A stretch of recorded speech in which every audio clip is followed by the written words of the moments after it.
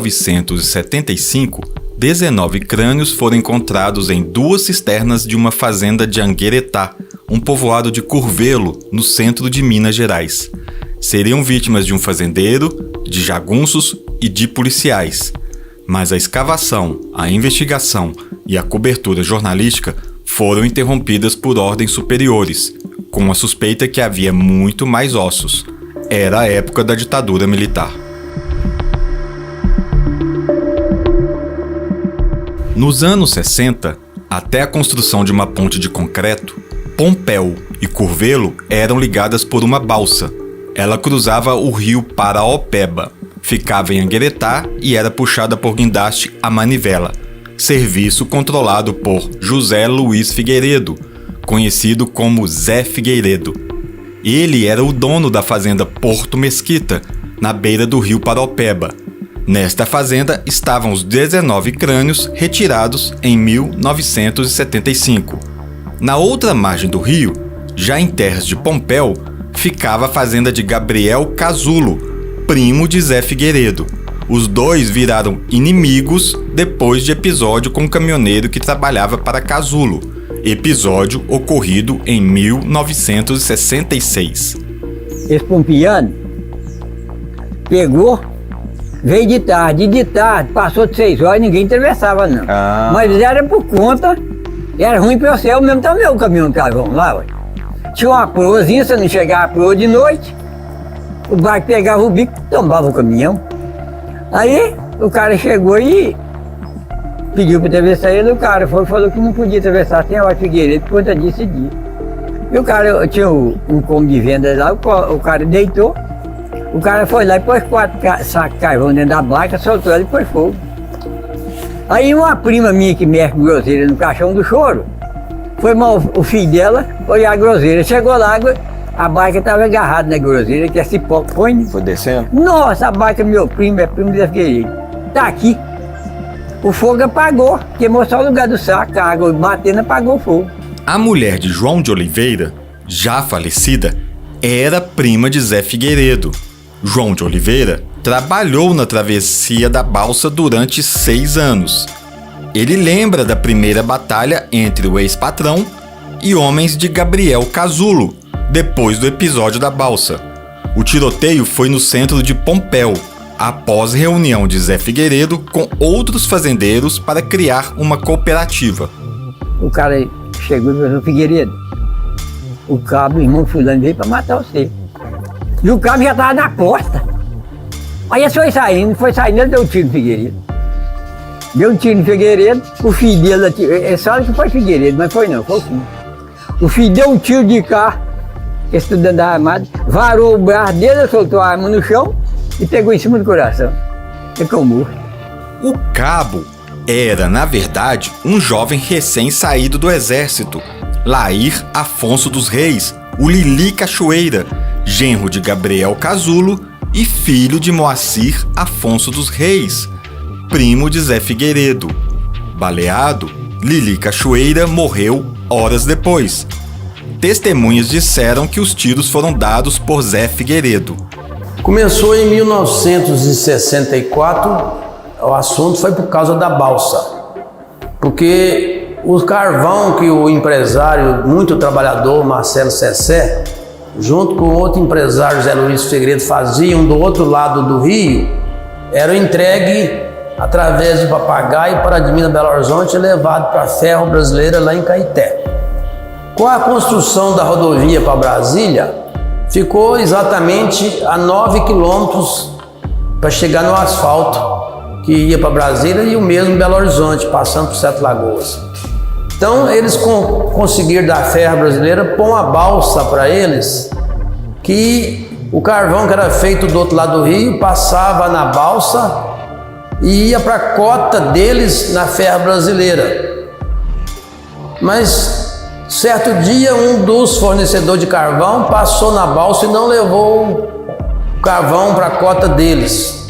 Aí na próxima vez eles não atravessaram mais o carvão desse moço, que era o seu Moacir Cachoeira.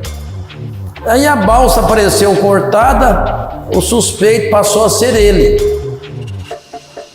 Aí um dia ele perguntou se a balsa ia funcionar e houve briga braçal do Zé Luiz Figueiredo com ele. Tadeu Machado também relata a troca de tiros entre a turma de Zé Figueiredo e de Gabriel Casulo, em Pompéu. Próximos dias depois disso, o Zé Luiz foi lá em Pompéu com o Zé Teófilo e o João Barrica para uma reunião para montar a cooperativa. Ele estava dentro do bar do Toniquinho quando chegou o João do Soca avisando que os meninos da cachoeira estavam lá fora e que o Lili atirava muito, que tinha acabado de chegar do exército. Ele saiu na hora armado, tomou um tiro na cavícula e deu um tiro no Lili. O Lili morreu aquele dia mesmo, 6 horas depois, e o Figueiredo foi para a casa do Banim, que era um primo. O Banim o levou para Papagaio e os levou para Belo Horizonte. Nesse crime ele foi despronunciado pelo promotor de Pompéu. Mas com 1 ano de prazo, eles vieram na casa dele e tentaram matá-lo. Era dia de Corpus Christi, como foi a primeira briga. Atingido na clavícula, Zé Figueiredo não enfrentou um júri por matar Lili Cachoeira. O promotor do caso aceitou a tese de legítima defesa. A violência só aumentou. Aí começou a surgir a cisterna, porque ele ficou todo cismado com perseguição. E o do lado de lá do rio tinha um inimigo dele muito inteligente, que era o seu Casula, sogro do moço que tomou o tiro e do que tomou o murro dele. Aí ele acabou sendo preso, não sei se chegou a ser julgado, mas ele falou que a vingança dele é que enquanto ele estava preso, ele ia quebrando o Figueiredo para mantê-lo preso e para pagar jagunço, que ele ia acabar perdendo a fazenda. Aí quando foi no ano de 75, a fazenda não era mais do Figueiredo e teve uma briga de 2 primos, o Ginu, o Januário, filho da dona Luizinha, e o senhor Peixe, filho da dona Cecília, todas 2 tias do Figueiredo. Aí o Ginu falou que ia entregar e contou que tinha cisterna. Aí já foi no ano de 75, ela foi aberta e lá dentro tinha 19 corpos, 18 de homem e 1 de uma mulher, não identificada. Zé Figueiredo levou um tiro na boca, na porta de casa, em 7 Lagoas, durante uma procissão de Corpus Christi. Ele sobreviveu, mas sua paranoia aumentou. Via pistoleiros por todos os lados. Foi chegar e bater na porta, e quando ele abriu a porta, deu um tiro assim na boca dele. Foi aí que ficou paralítico? Não, esse foi brigar mais ainda.